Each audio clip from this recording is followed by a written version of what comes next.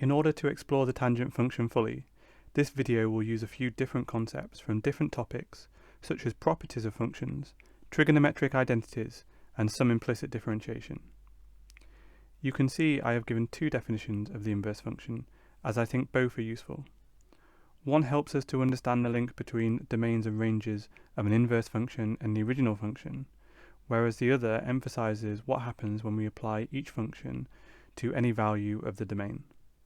A function takes a value in the domain, and the inverse takes that value from the range and returns it to its original value.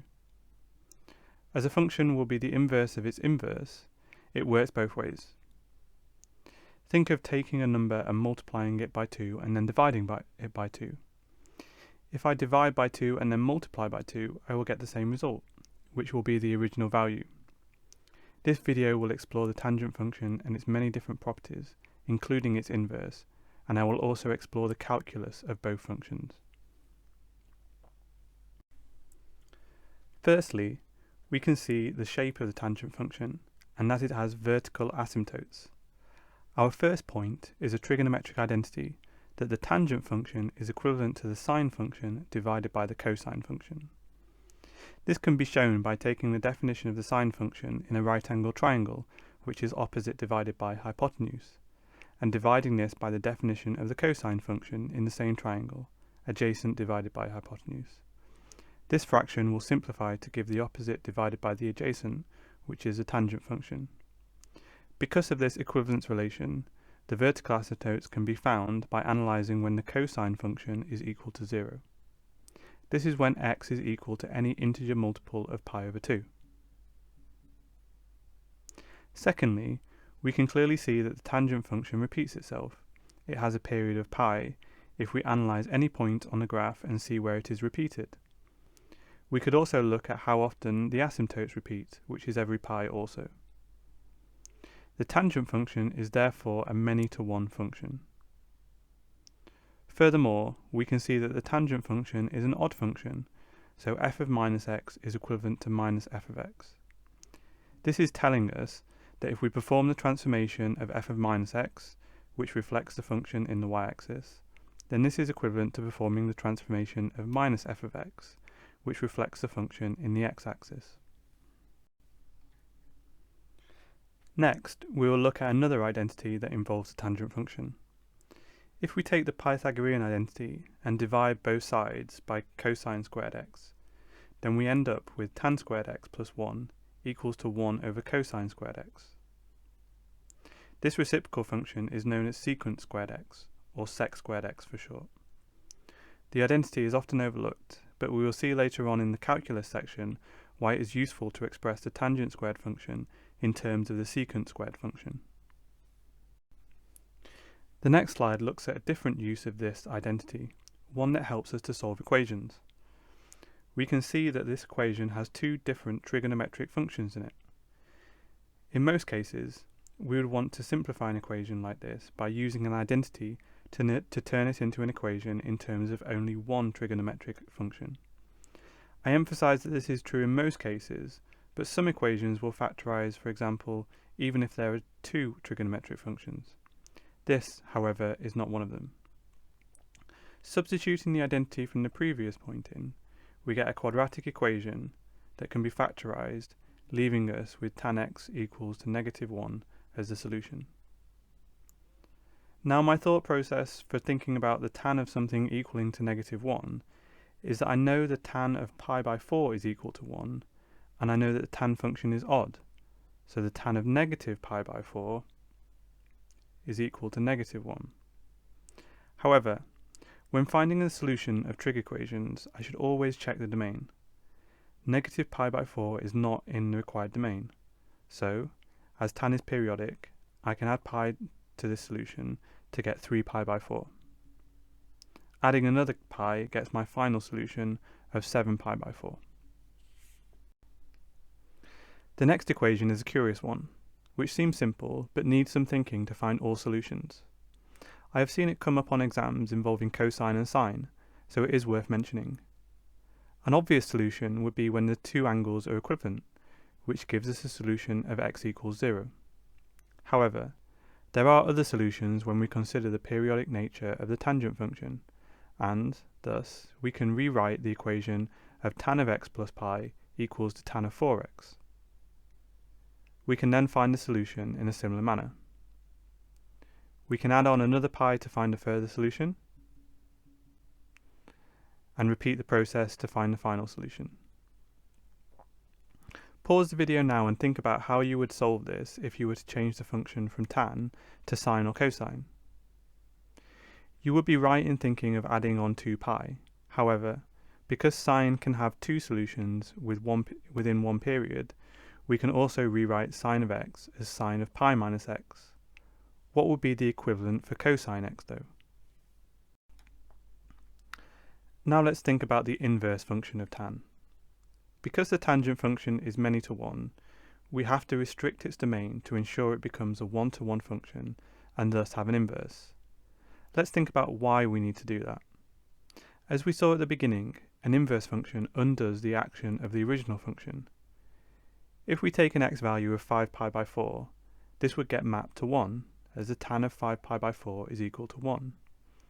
The inverse function should map 1 to 5 pi by 4, to undo what the function has done. But it could map it to pi by 4, or even another value such as minus 3 pi by 4. Therefore, the inverse function wouldn't work. The inverse would be one-to-many relation, which isn't a function and wouldn't serve the purpose that an inverse should serve. Therefore, we restrict the domain to one repetition of the tangent graph from pi by 2 to negative pi by 2, not including the extrema as they are asymptotes. This maps pi by 2 to negative pi by 2 to all real values. Therefore, the inverse function will map the real numbers to values in between the range of pi by 2 to negative pi by 2. The inverse function is known as arctan x, and you can see the vertical asymptotes have been inversed to horizontal asymptotes. This makes sense as the inverse function's range is from pi by 2 to negative pi by 2. Therefore, we can form these two limits. The arctan tends to plus or minus pi by 2 as x tends to positive or negative infinity, respectively. One curious property of the arctan function is the summation of arctan of a half and arctan of a third. We can evaluate this sum by taking the tangent of both sides and using the tangent compound angle formula. We then have several cases where we are taking the tangent of the arctangent, which we know is equal to the domain value. This fraction will therefore simplify to 1, and we know the tangent of pi by 4 is 1, so c is pi by 4. This is quite an incredible result. You may think this could also be 5 pi by 4 due to tangent's periodic nature. To be precise, let me address this. The arctangent of 1 is pi by 4, and, because the arctangent is an increasing function, the arctan of a half and arctan of a third will be less than pi by 4. Therefore, the summation must be less than pi by 2. It must also be positive, as we can see from the graph that arctan of a half and arctan of a third are positive. So the only possible solution is pi by 4. Next, let's move on to calculus of the tangent function. Because the functions repeat every pi, its gradient must also repeat every pi. We can observe this by looking at the graph. Therefore, the derivative of tan must be a function that repeats every pi, and also have asymptotes every multiple of pi by 2, as there is no gradient when x equals these values. We may think this could be the tangent function itself. However, notice the gradient is always positive and never equal to 0. We can find the derivative by using the quotient rule, as we know the tangent function is equivalent to sine over cosine. This gives us secant squared x as the gradient function.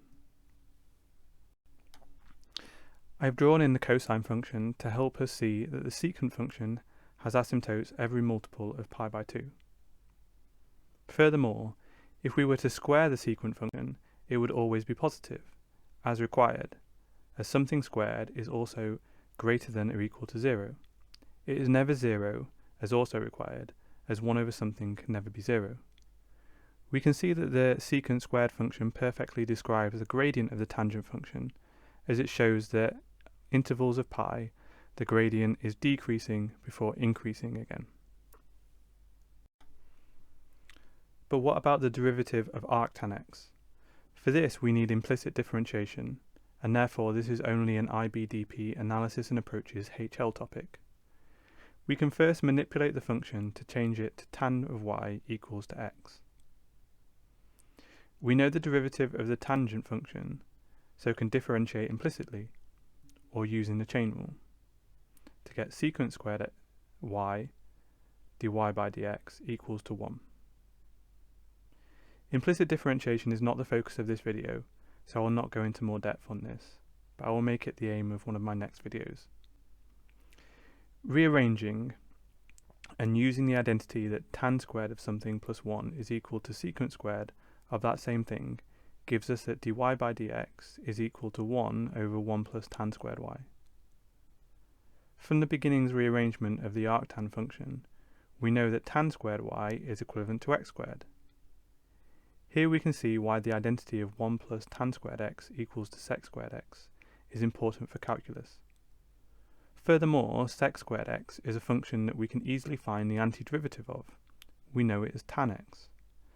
Therefore, we could use this identity to integrate tan squared x, which we can't immediately find the antiderivative of by inspection. Therefore, if I differentiate arctan of ax, I will get the following derivative. As this is a composite function, I need to multiply by the derivative of the inside function. The inside function is ax, so the derivative is a. This means that I can integrate a function of the following form with 1 plus a quantity squared on a denominator.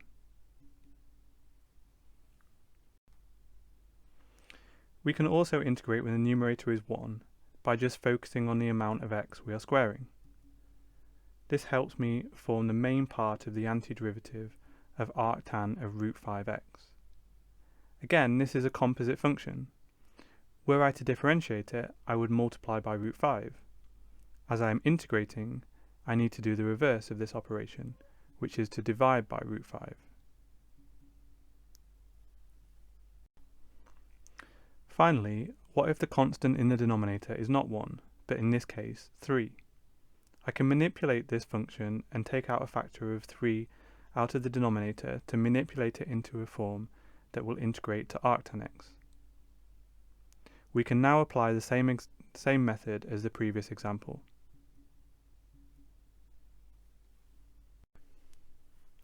The last part of the curriculum I want to explore is the cotangent function. We have seen the secant function is the reciprocal function of cosine. The cotangent function is the reciprocal tangent function, and, therefore, can be expressed as cosine over sine. Its asymptotes will occur every multiple of pi, which corresponds to when sine of x equals to 0. It will also behave like the tangent function, as these asymptotes occur every pi, showing it's periodic with a period of pi, same as a tangent function. Furthermore, as the function approaches cosine of a multiple of pi, which is plus or minus 1, divided by an incredibly small amount, the function will approach positive or negative infinity. Unlike the secant function, we can see that the cotangent function looks very similar to its sibling, the tangent function. If we reflect the tangent function in the y-axis and slide it across by pi by 2 to the left, you can imagine that it would fit perfectly over the cotangent function. That leads us to this identity that the cotangent function is equivalent to tan of pi by 2 minus x. Another way to explain this is by considering the fraction of the cotangent, cosine over sine. We can manipulate cosine into a form of the sine function, and likewise for sine into cosine. The identity is that cosine of x is equal to sine of pi by 2 minus x, and similarly, sine of x is equivalent to sine of pi by 2 minus x. This can be seen to be true by looking at this right-angled triangle.